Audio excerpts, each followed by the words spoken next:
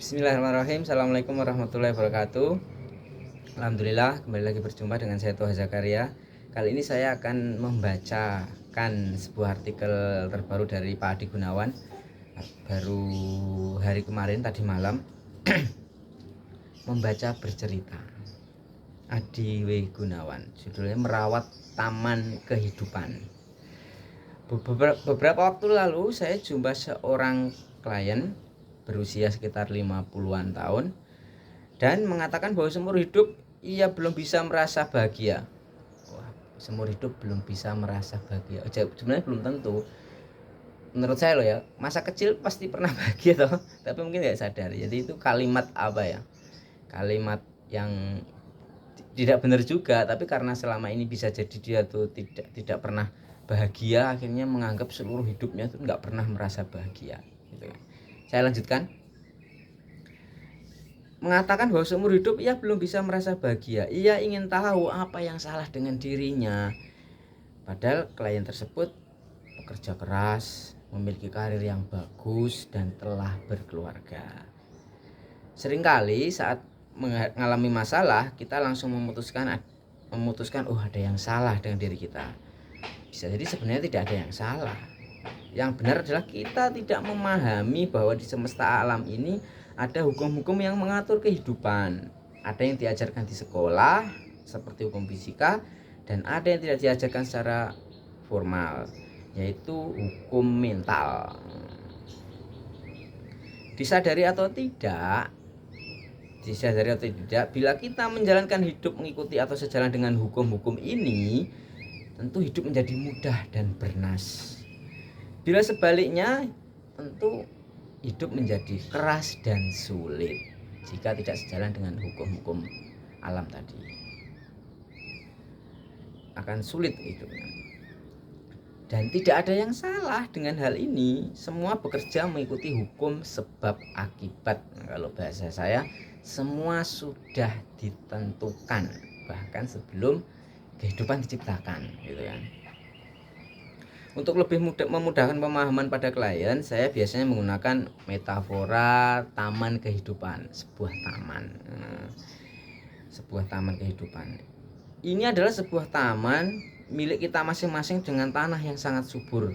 Mungkin bahasa lainnya, setiap orang itu ditakdirkan untuk sukses. Setiap orang itu ditakdirkan untuk bahagia. Kurang lebih seperti itu yang saya tangkap dari kalimat ini. Jadi saya ulang, ini adalah sebuah taman milik kita masing-masing dengan tanah yang sangat subur. Bibit pikiran apapun yang kita tanam atau ditanamkan di tanah ini pasti akan tumbuh. Masalah muncul karena kita sering abai dan tidak memperhatikan apa bibit yang kita tanam, baik secara sadar maupun tidak sadar. Dan bibit mana yang sering kita beli pupuk, air, dan sinar matahari. Taman yang tidak mendapatkan perhatian, perawatan tentu akan ditumbuhi oleh semak belukar yang tentu akan sangat mengganggu. Ada dua proses penanaman bibit di sini yang dijelaskan Pak Adi Gunawan. Pertama, bibit-bibit ini ditanamkan ke tanah pikiran tanpa kita kuasa menolak. Bibit ini berasal dari pengalaman hidup semasa kecil melalui interaksi kita dengan lingkungan, terutama keluarga, dan berikutnya sekolah.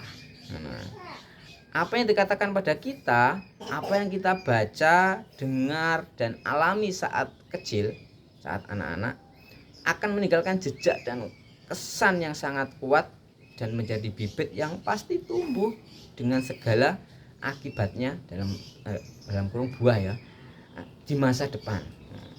Saat kita bertumbuh menjadi pribadi yang lebih dewasa, disinilah peran penting kesadaran. Dengan kesadaran kita dapat memutuskan secara sadar mana bibit yang baik, bermanfaat, dan menunjang capaian hidup, dan mana yang merugikan. Dengan kesadaran kita memberi perhatian, pupuk, air, sinar matahari, dan merawat bibit yang bermanfaat serta mencabut bibit-bibit merugikan sehingga tidak bisa tumbuh di tanah pikiran kita. Kembali pada klien yang diceritakan di atas, Untuk mengetahui bibit apa saja yang ia tanam di taman kehidupannya, saya mengajukan beberapa pertanyaan. Pak Adi mengajukan pertanyaan ke klien tadi. 1. Apa saja bentuk pikiran yang paling sering atau suka ia pikirkan? Apakah bentuk pikiran sifatnya mendukung atau merugikan? Apa kalimat yang sering ia katakan pada dirinya? Apakah kalimat ini sifatnya mendukung atau merugikan dirinya? Apa saja yang rutin ia baca, baik buku, koran, majalah? Apa saja video, film, atau tayangan televisi yang rutin ia tonton? Apakah ia ikut grup di medsos, Facebook, Instagram, grup percakapan WA atau Telegram? Kalau iya, apakah topik bahasan di grup sifatnya positif atau negatif? Terakhir, siapakah teman-temannya yang paling sering ia habiskan waktu bersamanya? Dan bila jumpa temannya, apa saja yang biasa dibicarakan? Jawaban dari pertanyaan-pertanyaan di atas dengan mudah akan mengungkap bibit pikiran yang ia tanam di taman kehidupannya. Bibit mana yang sering ia beri perhatian, pupuk, air, dan akhirnya mewujud dalam konstruksi taman kehidupannya. Dalam artian menjadi realita, menjadi itu takdirnya. Takdir tidak pernah bahagia. Seringkali tanpa perlu menjalani terapi dan hanya dengan mengubah input masukan data dari pertanyaan-pertanyaan tadi yang ia masukkan ke pikirannya, klien berubah. Tentu ini butuh waktu dan komitmen, istiqomah gitu kan, harus istiqomah. Dalam kasus tertentu, saya membantu klien menata ulang taman kehidupannya, mencabut tanaman dan bibit tanaman yang mengganggu, menanam bibit-bibit baru yang positif, serta mengajari klien cara melakukannya sendiri di rumah. Hasil dari penataan ulang taman kehidupan akan tercermin dari kualitas hidup yang membaik, kondisi kesehatan fisik yang meningkat, hati tenang, damai, bahagia, dan tentu ini semua berimbas pada kualitas kehidupan keluarga dan juga karir dan bisnis. Demikian adanya, demikianlah kenyataannya.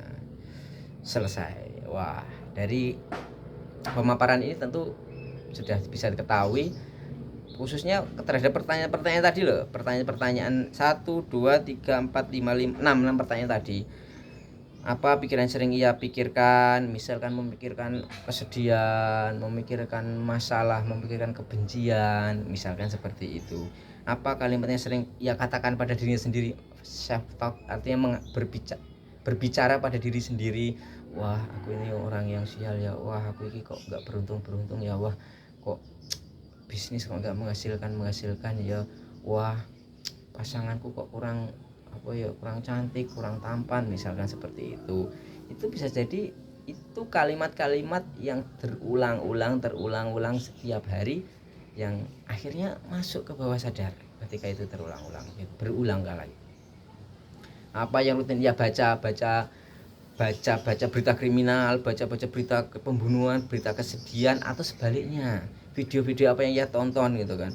Apakah ikut grup-grup di Facebook, Instagram, WA yang bisa jadi isinya tentang caci maki perihal politik, caci maki perihal kebencian dan sebagainya. Itu adalah tadi gulma atau tanah memberi pupuk bisa jadi pada tanaman-tanaman di taman yang tidak akan ada gunanya gitu, tidak menambah keindahan taman gitu. Itu adalah perumpamaan taman kehidupan dengan seperti taman sesungguhnya dengan kehidupan itu sendiri. Ya, demikian apa yang bisa saya bacakan kali ini. Insya Allah ada manfaatnya, bisa diambil. Lain waktu kita berjumpa lagi. Assalamualaikum warahmatullahi wabarakatuh.